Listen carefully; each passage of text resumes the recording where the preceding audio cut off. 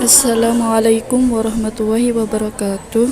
Kami dari kelompok 4 ingin menceritakan tentang kisah Nabi Sulaiman. Ratu negeri Sabah yang bernama Balkis sangat terkejut menerima surat dari Nabi Sulaiman. Ia kemudian membuka dan membaca surat itu yang berbunyi dengan nama Allah yang Maha Pengasih lagi Maha Penyayang. Surat ini adalah dariku, Sulaiman, janganlah kamu bersikap sombong dan menganggap dirimu lebih tinggi daripadaku. Datanglah sekalian kepadaku berserah diri. Begitulah pembukaan dari surat tersebut. Setelah membaca surat itu, Ratu Balkis segera mengumpulkan para penasihat kerajaannya. Para penasihat cenderung menolak ajakan Nabi Sulaiman. Mereka berkata, "Kitalah adalah orang-orang yang memiliki kekuatan dan memiliki keberanian untuk berperang, namun keputusan tetap berada di tanganmu. Maka pertimbangkanlah hal-hal yang akan kamu perintahkan." Setelah menerima berbagai saran, Ratu Balkis ternyata tidak memilih jalan peperangan. Ia beranggapan bahwa Nabi Sulaiman mungkin iri dengan kekayaan yang dimiliki oleh negeri yang ia pimpin, sehingga Nabi Sulaiman ingin menyerangnya.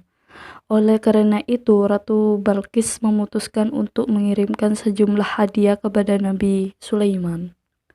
Ratu Balkis ingin mengetahui apakah Nabi Sulaiman merupakan pemimpin yang serakah. Para penasihat kerajaan menyetujui keputusan Ratu Balkis. Hadiah itu berupa ratusan kepingan emas dan permata yang dibungkus dengan kain sutera. Utusan Ratu Balkis segera pergi dengan membawa hadiah tersebut untuk diberikan kepada Nabi Sulaiman. Setelah menempuh perjalanan berhari-hari, utusan Ratu Balkis sampai di istana Nabi Sulaiman.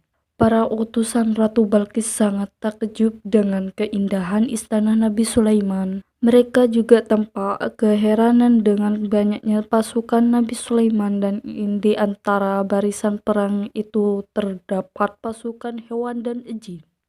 Mereka menyadari betapa kecilnya hadiah yang mereka bawa dibandingkan dengan kekayaan yang dimiliki oleh kerajaan Nabi Sulaiman. Para utusan Ratu Balkis itu kemudian pulang ke negerinya dengan membawa kembali hadiahnya.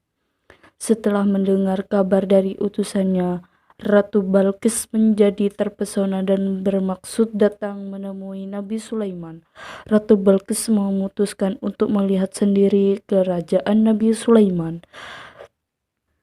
Ia dan beberapa pengawalnya kemudian mempersiapkan diri untuk berangkat menuju ke istana Nabi Sulaiman. Mendengar kabar bahwa Ratu Balkis sedang menuju istananya, Nabi Sulaiman segera mempersiapkan penyambutan kepada Ratu Balkis. Maka diperintahnya para jin untuk mendatangkan singgasana Ratu Balkis secara diam-diam.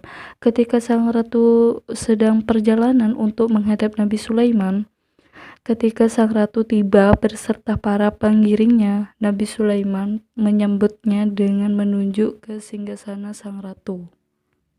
Nabi Sulaiman berkata, "Seperti inikah singgasanamu?" Ratu Balkis berasa heran dan bertanya-tanya dalam hatinya. Bagaimana mungkin singgasananya bisa berada di istana Nabi Sulaiman? Padahal ia yakin bahwa singgasana itu berada di istananya ketika ia pergi meninggalkan negerinya. Di tengah keheranan tersebut, Ratu Balkis diantar masuk ke dalam sebuah ruangan yang sengaja dibangun untuk menyambutnya. Lantai dan dinding-dindingnya tersebut dari kaca bening dan berkilau. Ratu Balkis mengira bahwa ia sedang berada di atas sebuah kolam air, dan ia segera mengangkat kain bajunya agar tidak basah. Nabi Sulaiman berkata kepadanya, "Jangan takut, engkau tidak sedang berada di atas kolam air. Apa yang engkau lihat itu adalah kaca-kaca bening yang menjadi lantai dan dinding ruangan itu." Ratu Balkis tersipu malu.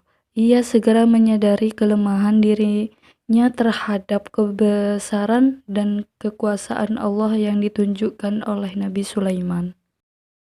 Balkis berkata, "Ya Allah, aku telah lama tersesat berpaling darimu, melupakan nikmat dan karuniamu, merugikan dan menzalimi diriku sendiri, sehingga terjatuh dari cahaya dan rahmatmu. Ampunilah aku dan kaumku. Aku berserah diri bersama Sulaiman, nabimu dengan ikhlas dan penuh keyakinan. Kasihanilah diriku ya Allah, Tuhan yang Maha Pengasih dan Maha Penyayang." Demikianlah Ratu Balkis akhirnya menikah dengan Nabi Sulaiman, dan kerajaan Saba dengan kerajaan Sulaiman akhirnya disatukan. Mereka pun hidup bahagia sampai akhir hayatnya. Semoga kisah ini dapat bermanfaat bagi kita semua.